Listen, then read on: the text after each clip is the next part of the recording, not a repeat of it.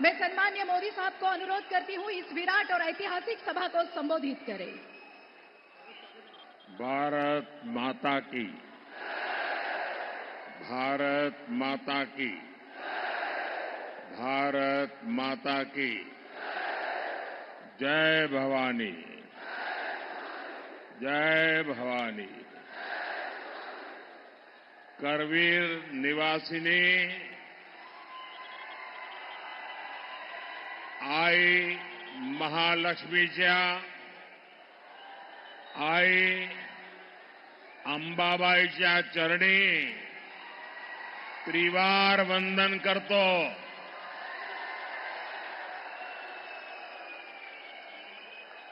तमाम कोल्हापूरकरांना माझा नमस्कार।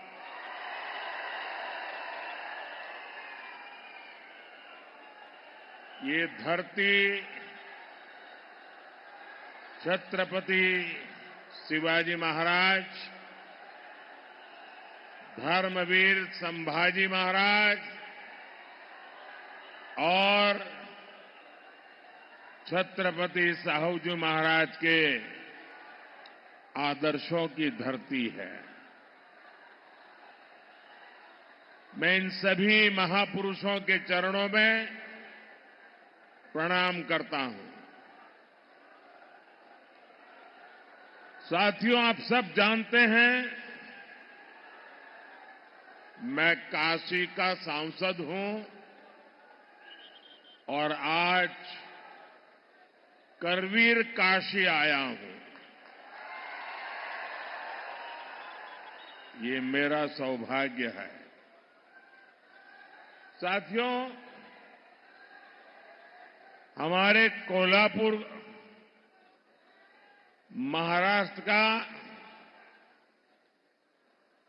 फुटबॉल हब कहा जाता है।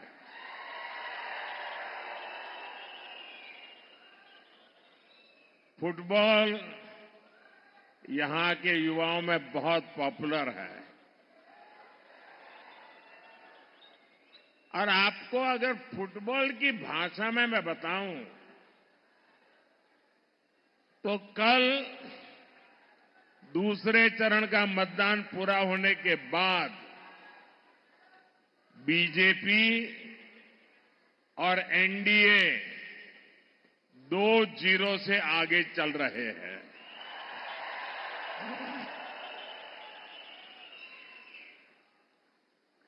कांग्रेस और इंडी अलायंस ने देश विरोधी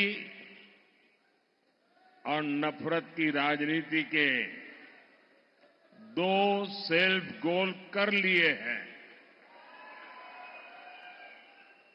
और इसलिए ये पक्का हो गया है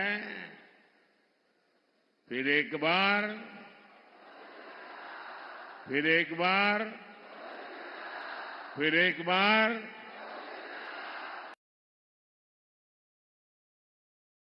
अच्छा, जरा एक और नारा बुलवाना चाहता हूं आज कोल्हापुर की धरती पर। आप बोलेंगे?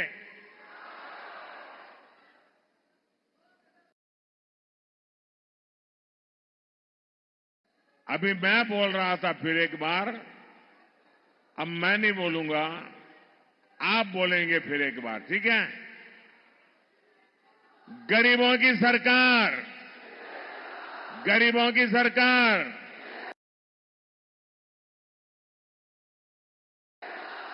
एससी, एसटी, ओबीसी की सरकार, विकास को समर्पित सरकार,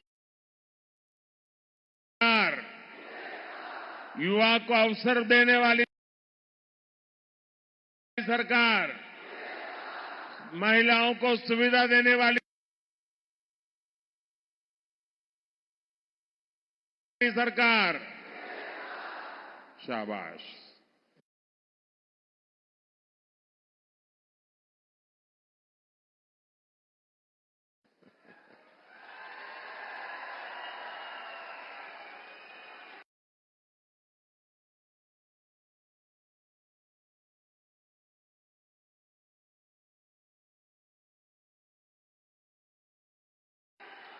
भाई और बहनों,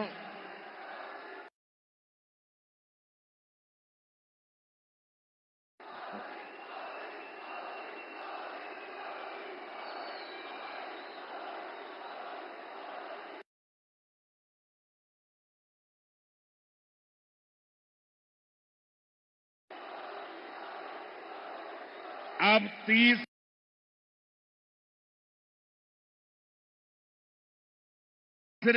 चरण में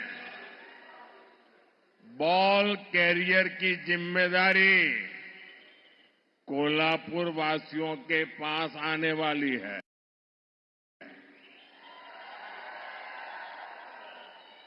मुझे विश्वास है आप ऐसा गोल दागेंगे, ऐसा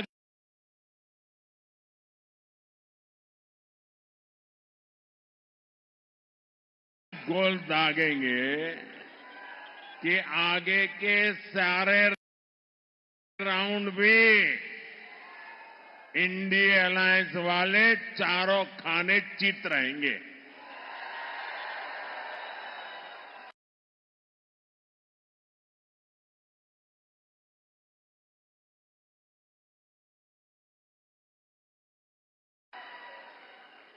क्योंकि ये पूरा देश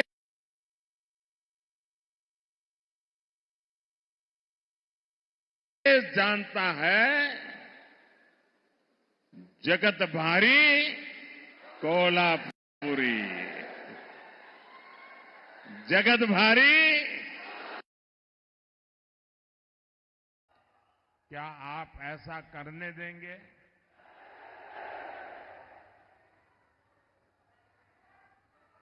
अब किसी में हिम्मत है कि मोदी के इस कदम को पीछे हटा सके? ये लोग कह रहे हैं कि इनकी सरकार बनी तो ये लोग सीएए कानून रद्द कर देंगे। क्या ये देश उनको करने देगा? और अगर करने जाएंगे तो उनकी हालत क्या होगी, उनको पता है क्या? अब आप मुझे बताइए, जिन लोगों के 3 अंकों में सीट जीतने के लाले पड़े हो, क्या ये इंडिया अलायंस वाले सरकार के दरवाजे तक भी पहुंच सकते हैं क्या? और उनका तो हाल ये है जी, वो ऐसी फॉर्मूला बना रहे, 1 साल 1 पीएम, ये फॉर्मूला निकालने में लगे हैं। अगर 5 साल मौका मिले तो 5 प्रधानमंत्री। अब इनको इसकी आदत हो गई। कर्नाटका में भी अभी सरकार बनी, उनकी पार्टी, उनका विजय। फॉर्मूला क्या? 2.5 साल 1 मुख्यमंत्री, 2.5 साल के बाद जो डेप्यूटी सीएम है वो मुख्यमंत्री। ये खेल खेल रहे।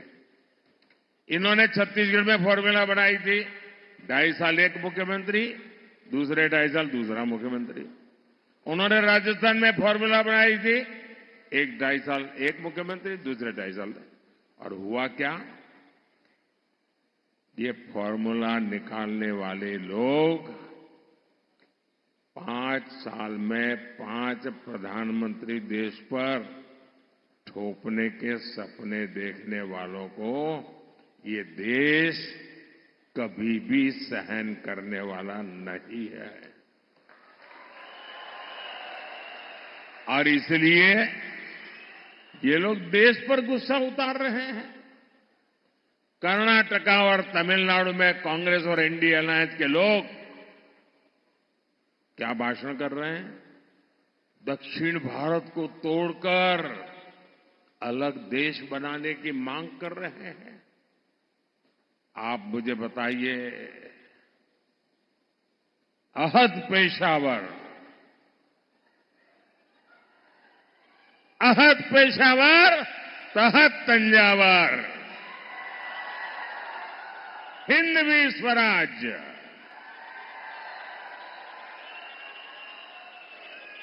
ये घोषणा जिस धरती पर हुई, छत्रपति शिवाजी महाराज की धरती, क्या कभी भी कांग्रेस के ऐसे एजेंडे को स्वीकार करेगी क्या? इन्हें जवाब मिलना चाहिए। मिलेगा कि नहीं मिलेगा? तगड़ा जवाब मिलेगा। साथियों, अयोध्या में राम मंदिर का 500 साल पुराना सपना पूरा हुआ।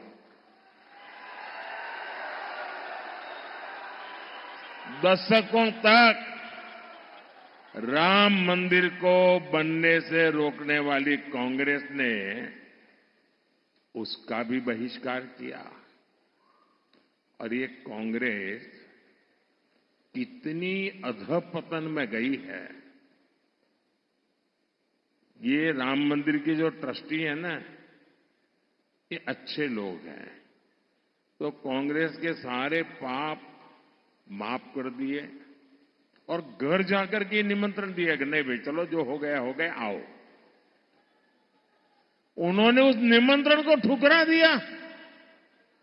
क्या कोई कभी प्रभु राम के दरबार में जाने का निमंत्रण ठुकरा सकता है क्या? ऐसे लोगों पे भरोसा कर सकते हैं क्या? अरे कांग्रेस वाले, जरा आईने में चेहरा देखो। वो अयोध्या के अंसारी, अयोध्या का वो अंसारी परिवार जो जिंदगी भर राम मंदिर के विरुद्ध अदालत में केस लड़ता रहा। उसके पिताजी भी लड़ते रहे, वो भी गुजर गए, वो भी लड़ता रहा। लेकिन जब न्यायालय ने कहा कि भाई ये राम मंदिर है, तो वो अंसारी खुद प्रभु राम के प्राण प्रतिष्ठा के कार्यक्रम में आकर के वहां मौजूद रहे। जिंदगी भर लड़ाई लड़ी, लेकिन फिर राम के शरण आए और ये राम का निमंत्रण ठुकरा दिया। जो राम को ठुकराएगा उसको आप क्या करोगे? आप क्या करोगे? आप क्या करोगे? जो डीएमके पार्टी, वो उनकी खासम खास वो कह रही है, सनातन को गालियां देने पर अब उतारू है। कहती है ये सनातन तो डेंगू है, मलेरिया है। और जो लोग सनातन के विनाश की बात करते हैं, उन्हें इंडी अगाड़ी के लोग महाराष्ट्र बुलाकर उनका सम्मान करते हैं। ये दृश्य देख करके मुझे तो सोचता हूं बाला साहब के पर कितनी बीती होगी, बाला साहब ठाकरे के मन पर कितनी चोट पहुंची होगी। ऐसे लोग हैं ये। इतना ही नहीं, इंडी अगाड़ी वोट बैंक की राजनीति में इतना गिर गया है कि शिवाजी महाराज की धरती पर ये औरंगजेब को मानने वालों से जाकर के मिल गए हैं। नकली शिवसेना इन सब एजेंडों में इन लोगों के साथ कंधे से कंधा मिलाकर चल रही है। आज बाला साहब ठाकरे होते तो इनकी ये हरकतें बहुत दुखी करती, और आज भी उनकी आत्मा जहां भी होगी सबसे ज्यादा दुखी उनके इन कारनामों से होती होगी। साथियों, तुष्टीकरण और वोट बैंक की राजनीति करने वालों की नजर अब लोगों की कमाई और दलित पिछड़ों के आरक्षण पर पहुंच गई है। कांग्रेस के शहजादे, उन्होंने घोषणा की है कि वो आपकी संपत्ति की, महिलाओं के गहने और सोने चांदी की जांच करवाएंगे। आपकी कमाई को कांग्रेस उन लोगों में बांटेगी जिनका ये देश पर पहला हक है ऐसा बताते हैं। तुष्टीकरण के लिए कांग्रेस किसी भी हद तक गिर सकती है। साथियों, कांग्रेस ने एक और ऐसी घोषणा की है जो महाराष्ट्र के हर मतदाता को जानना जरूरी है। कांग्रेस ने ऐलान किया है कि आप जीवन भर जो कमाएंगे, अपने बच्चों के लिए जो कुछ भी जोड़ते रहेंगे, वो पूरा का पूरा आपके संतानों को नहीं मिलेगा। आज आपके पास गाड़ी है तो आप अपने बेटे को दे सकते हैं, घर है दे सकते हैं, खेत हैं दे सकते हैं। ये कांग्रेस के शाहजादे फॉर्मूला लाए हैं। आपके न रहने के बाद आपकी पैतृक कमाई में से आधा हिस्सा कांग्रेस इनहेरिटेंस टैक्स लगाकर वसूल करना चाहती है। क्या आप अपनी मेहनत करके जो कमाई की है, पाई पाई बचाई है बच्चों के लिए, क्या उससे आप लूटने देंगे क्या? ये कांग्रेस की सरकार जो सपने देखती है उसको पूरा होने देंगे क्या? साथियों, महाराष्ट्र बाबा साहब आंबेडकर, छत्रपति साहू जी महाराज, ज्योतिबा फुले की धरती है। महाराष्ट्र की यह धरती सामाजिक न्याय का प्रतीक है, लेकिन कांग्रेस और इंडिया अघाड़ी ने सामाजिक न्याय की हत्या करने की भी ठान ली है। हमेशा बाबा साहब का अपमान करने वाली कांग्रेस अब दलितों, पिछड़ों के आरक्षण पर डाका डालने की तैयारी में है।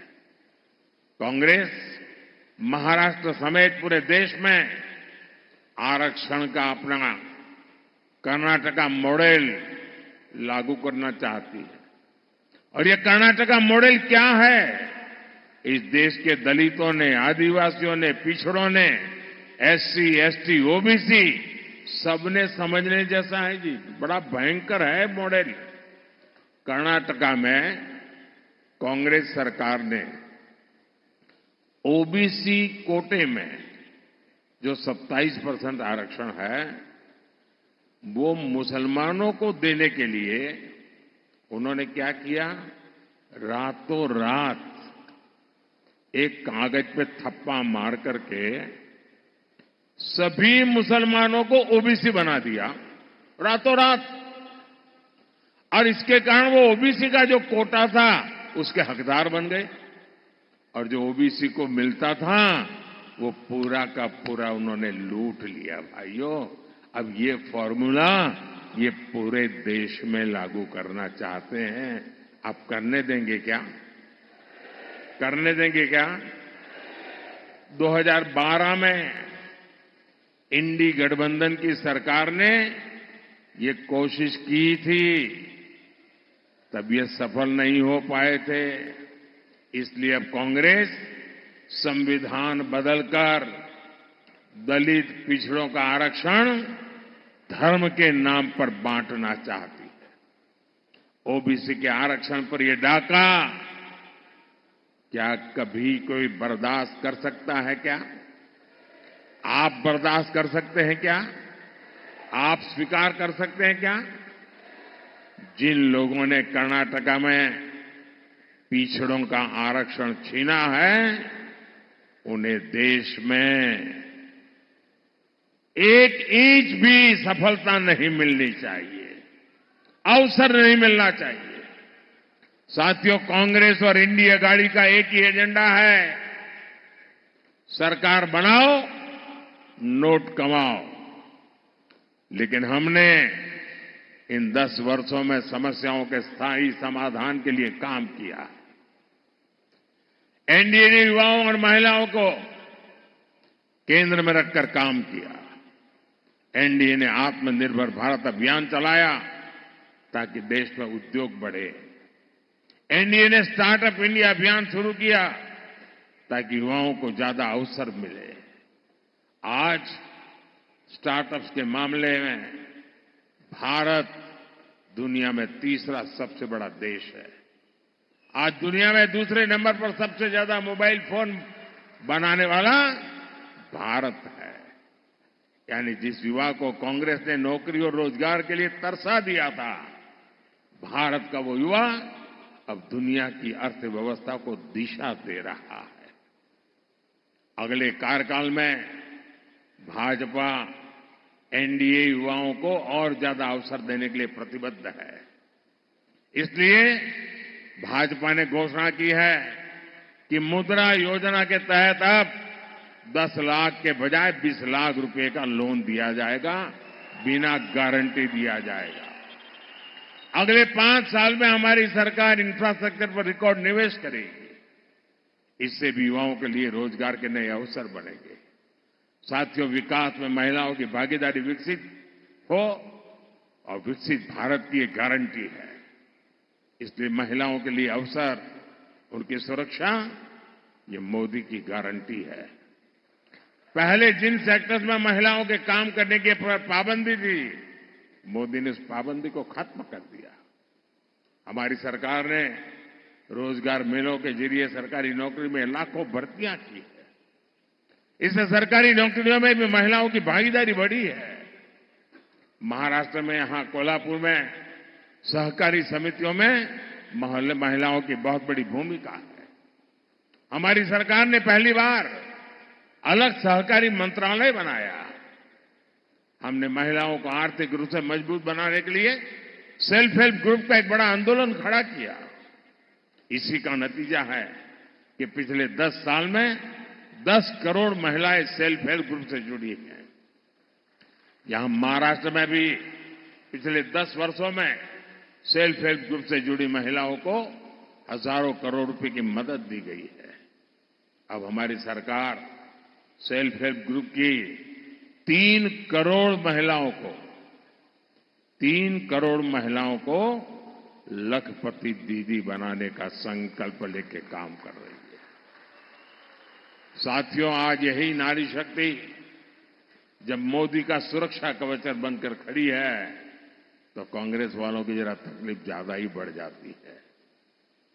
और आप भूलिएगा नहीं, वीरांगना ताराबाई के देश में कांग्रेस के युवराज शक्ति का विनाश करने की बातें करते हैं। साथियों, कोल्हापुर विकास और विरासत की संभावनाओं से भरा क्षेत्र है, लेकिन इंडी अगाड़ी की सरकारों ने इस क्षेत्र की इतनी उपेक्षा की। आज केंद्र की एनडीए सरकार और मुख्यमंत्री एकनाथ शिंदे जी, देवेंद्र फडणवीस और भाई अजीत पवार की सरकार कोल्हापुर के विकास के लिए दिन रात काम कर रहे हैं। मुंबई बेंगलुरु हाईवे के विस्तार का काम तेजी से चल रहा है। शक्तिपीठ एक्सप्रेसवे के जरिए महाराष्ट्र का एक बड़ा हिस्सा आधुनिक कनेक्टिविटी से जुड़ने जा रहा है। हमने कोल्हापुर और क्षेत्र के नई ट्रेनें दी है और भविष्य में यहां वंदे भारत ट्रेनें भी चलेगी। हमने कोल्हापुर वैभववाड़ी रेलवे लाइन को मंजूरी दी है, जिससे कोंकण क्षेत्र की कनेक्टिविटी और बढ़ेगी। कोल्हापुर एयरपोर्ट के लोकार्पण का सौभाग्य भी मुझे ही मिला है। भाई और बहनों, इस क्षेत्र में अंबाबाई शक्तिपीठ का आशीर्वाद प्राप्त है। आने वाले समय में अच्छी सड़कों और सुविधाओं के कारण लाखों भक्त अंबाबाई के दर्शन करने आएंगे। यहां उद्योग, व्यापार और पर्यटन से जुड़े अवसर पैदा होंगे।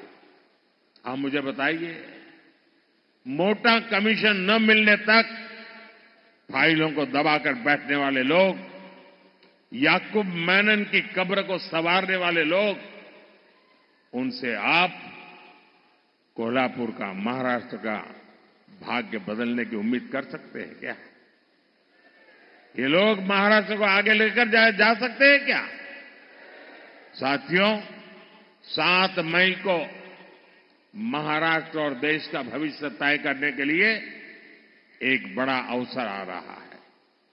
मेरा आप सबसे अनुरोध है कि कोल्हापुर से एनडीए के उम्मीदवार भाई संजय मांडलिक जी और हाथ कणंगले से धैर्यशील माणे जी, इनके पक्ष में भारी संख्या में मतदान करके मोदी के हाथ मजबूत कीजिए। आप इनको जो वोट देने वाले हैं ना, वो वोट सीधा सीधा मोदी को जाने वाला है।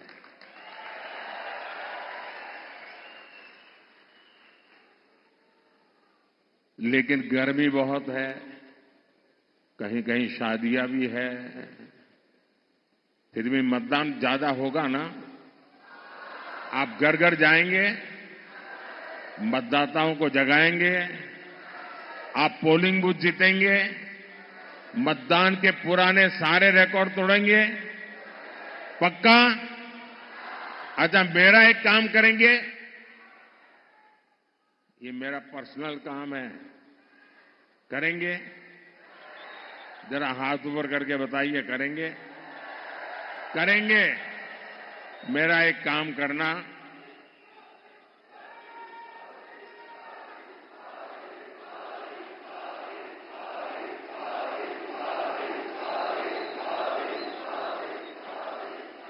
मेरा एक काम करना, यहां से जाने के बाद आसपास पड़ोस में, गांव में, मोहल्ले में जिन जिन लोगों को मिलना हो जाए, नहीं होता है तो जाकर के मिलिए, मेरी तरफ से मिलिए और हर एक को कहना कि अपने मोदी जी कोल्हापुर आए थे और मोदी जी ने आपको प्रणाम भेजा है। घर घर मेरा प्रणाम पहुंचा देंगे। आप जब हर परिवार में मेरा प्रणाम पहुंचा देंगे ना, तो हर घर के लोग मुझे आशीर्वाद देंगे और हर परिवार से जब मुझे आशीर्वाद मिलेगा तो मेरी ऊर्जा अनेक गुना बढ़ जाएगी और वो ऊर्जा आपके लिए काम आएगी, क्योंकि आपका सपना यही मेरा संकल्प है। मेरा पल पल आपके नाम है, मेरा पल पल देश के नाम है। और इसलिए भाइयों बहनों, मैं प्रण लेकर के चला हूं 24/7 फॉर 2047। ये प्रण लेकर के निकला हूं, आपके लिए निकला हूं और इसलिए मुझे पल पल आपके आशीर्वाद की जरूरत है। मेरे साथ बोलिए, भारत माता की, भारत माता की, भारत माता की। बहुत बहुत धन्यवाद। आधुनिक आत्मनिर्भर भारत के कणखर नेतृत्व, जिनका एक एक कदम हमारे मन में आशा की नई किरण लाया है, जिनका हर एक शब्द विकास विजय की संकल्पना को साकार करने वाला है, आदरणीय प्रधानमंत्री जी का मैं आभार व्यक्त करते हुए इस कार्यक्रम के आभार प्रदर्शन के लिए आमंत्रित करती हूं भारतीय जनता पार्टी के जिला अध्यक्ष सम्मानीय श्री विजय जी जाधव जी को। सम्मानीय प्रधानमंत्री, आप सबसे मिलने आए हैं। फिर से एक बार कहेंगे, फिर से एक बार, अब की बार, फिर से एक बार, अब की बार, जय श्री राम।